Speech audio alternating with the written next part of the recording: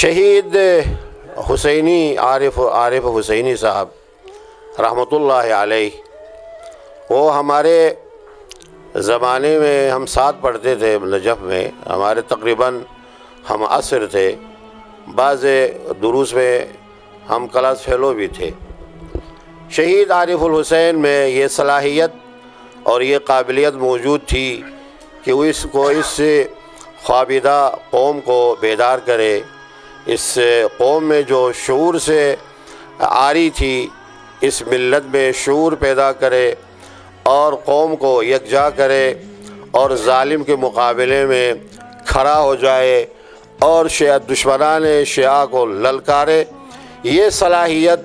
یہ قابلیت شہید عارف الحسین رحمۃ اللہ علیہ میں موجود تھی، اور ان کے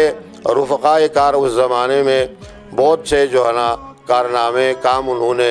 انجام دیے، اور یہ ہماری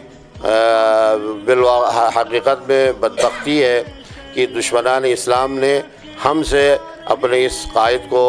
اٹھا لیا اور ہم اس قائد سے محروم ہو گئے۔ اب ہمارے جوانوں سے میری یہ التماس ہے کہ وہ قائد شہید کے نقش قدم پر چلتے ہوئے اپنی جد و جہد کو جاری رکھے، اور جس طریقے سے عارف شہید سوچتے تھے، کام کرتے تھے، سب سے پہلے خدا کے لیے اور اس کے بعد